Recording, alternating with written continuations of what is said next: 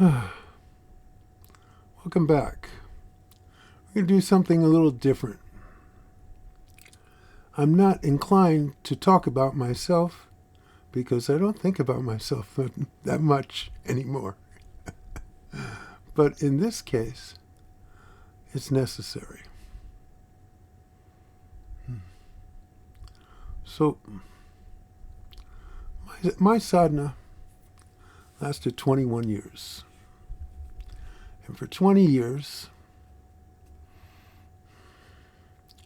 I was with my gurus mostly. And I tried many, many different practices. Now, with Baba, I was totally in love.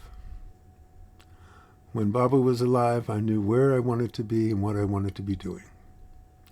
And I was very lucky in that I had a large amount of personal contact with him, because I would, you could say bodyguard, but that's not right. I was Baba's personal security. And I would walk with him to the hall, and I would sit at his door and allow people in that should be in, and find out if someone should be in, that sort of thing. I was the gatekeeper. And so I was in his vicinity a lot, and I loved it. And I really became familiar with the Guru's energy, which to me was just unbelievable. It really meant a lot, and I could feel it.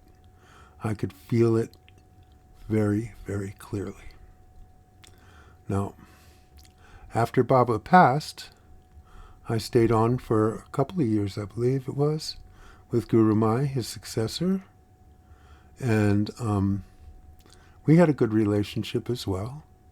But it wasn't like I had with Baba. And when I was in Ganeshpuri, in India, at Baba's ashram with Gurumayi, I happened upon Ramesh Balsekar. Now, Ramesh, he was a disciple of Nisargadatta Maharaj, the one who wrote I Am That. And Ramesh claimed to me that his true guru was Ramana Maharshi. That's the one you see there in the black and white, the first one. And he said he met him through his guru, Nisargadatta.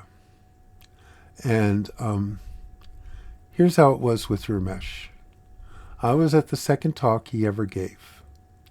And me and another person were the ones who continued to go see him.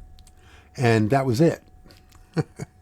It was early times, and I got to be on the ground floor with an enlightened being, and Ramesh and his wife Sharda welcomed me and his family. And I would spend basically from after lunch till after dinner with Ramesh, and he would talk and would read the newspaper and hang out. And so I got to have so much exposure to that energy again. When I was with Ramesh, you see, Ramesh talked and talked and talked, and there were a lot of concepts, a lot of things to absorb. And, after a while, the sponge gets full. And I got to hang out with Shree.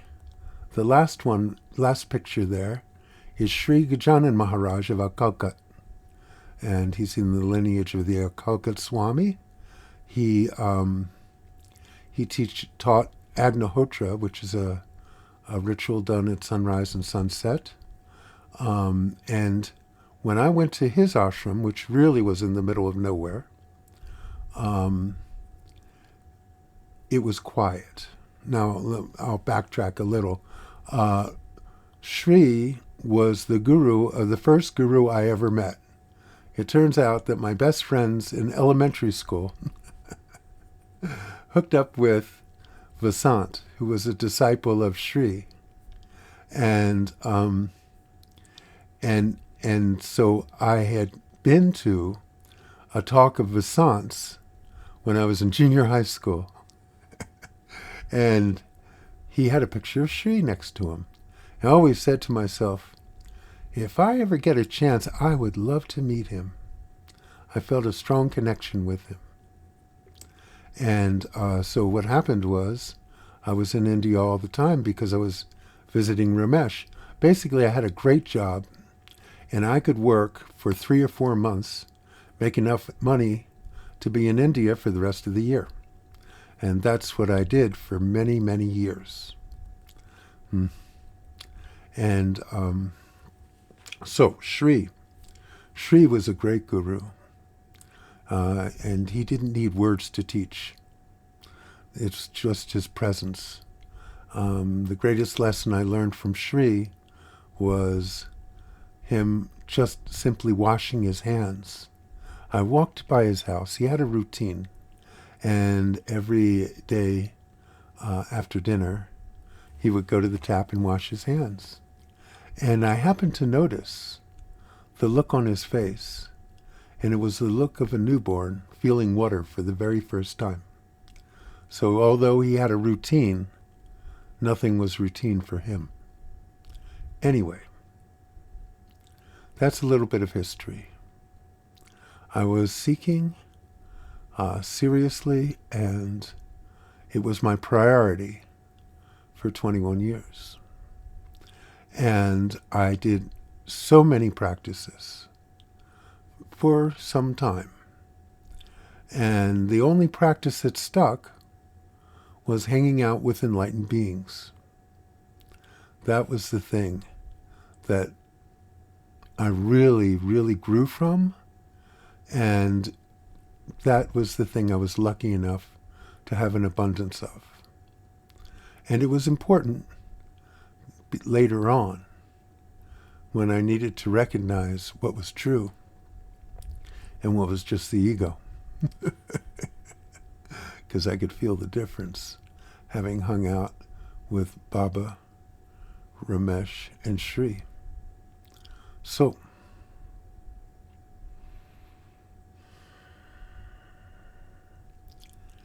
in the final stages, after about year 20, I realized that the enlightenment wasn't going to happen because I had put in everything I had, and it wasn't happening. You know, I felt I loved the energy. I loved the moments. You see, I would have moments, of course. We all have moments. I tend to call them free samples. But they didn't last. And then I was just back to me. And so that wasn't so attractive. But in any case, so okay. I accepted that the enlightenment would never happen in my case. And so I said, you know, since it's not going to happen, I might as well get to know this me that I'm stuck with. Really get to know it. I hadn't bothered with that, you see. I hadn't bothered to get to know the ego thoroughly. Now, the thing about the mind is that the mind dances all over you. If you let it get away with stuff, it gets away with stuff. It convinces you that you're somebody, and as long as you're buying, it's selling. I didn't understand how the ego worked, but I made it my mission to find out. And I did. I wrote a book about it called The Night Writings, about that process of getting to know the mind. And this was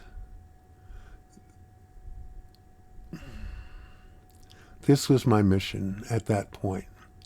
And so I really got to know all the ins and outs of the mind, and writing about it revealed a lot of details that I had never looked into. You see, it's one thing to have all these theories about what is, and all these theories and concepts about the truth. But if you don't know what's not true, it blocks you from seeing what is true. At least that was true in my case. So I made it my mission, and I continued to look into this me that I was stuck with, that I believed I was. And as I found more and more out, the ego became more transparent. It's kind of like this. The ego is a magician, and it tricks you into believing that this is real. It has its tricks. And if you don't know how the tricks work, then it's quite impressive. And you're struck by it, and you're in awe of it. And you see, so the magician keeps showing you its tricks, and you keep going, ooh, ah. But when you know its tricks, it's not the same. The ego can't get away with anything, and you just see it as the ego just trying to grab your attention, trying to get you to do this, get you to believe that. You see? And then you can see it. When you can see the ego, when you can see the mind for what it is, it does become transparent. And when the ego becomes transparent, you can truly see what is. So that was my process, and that eventually ended the whole thing, my sadhana, my search, because there was no one left. There was no one seeking. It's a kind of a non-event, this enlightenment that you think is a big deal. It's not a big deal. It's basically just seeing what is and not being fooled into thinking that what isn't is what is. So I guess for people like myself who were really locked into the mind without even knowing how the mind worked, I would recommend looking into it more closely, diving into it. And so basically, dive into the illusion. You got to get in to get out, at least in my case. So see if this is correct or appropriate for you. And watch how the mind works. Watch how it tricks you. Watch how it convinces you to believe that you are a person with a body, mind, that is who you are. Now, there is a body, mind, but when you identify with your thoughts, you become lost in the illusion, because thoughts are all based in movement, and thoughts are all transitory. Now, that's definition of illusion, isn't it? Transitory things. That which is, always is. That which you are, is. And you see, there's no way to put it into words that would be correct, because words are based in limitation, and they are passed on from one mind to another. But still, Ramesh used to say, the teaching is passed in silence. And he talked and talked and talked. So he passed all these great concepts on to me which I also pass on to you. And they can be helpful in breaking free from this dream. But that's all they're good for. What you are is not a concept. What you are is everything. We all are the same. In essence, we all are the same. I recommend you find that place. Find that place. And also, while you're looking at what is, make sure you know what isn't. Don't let the mind be a mystery to you. The mind will pull the veil over your eyes and keep it in place for the lifetime if you allow it. It will happen. The mind will continue to do this. But if you see that's what it's doing, and if you know how it does it, because the mind knows all the tricks, it knows exactly how to get your attention. It may let you drift for a little while, but not too much, not too far. It'll get you back. You see? Just see how it works. And then an amazing thing happens. You wake up from the dream. The dream, in this case, while the body exists, continues. But you're no longer the dreamer. You're no longer the person. There's something going on. There's this and that. This is being said. That is being done. But it's got nothing to do with you.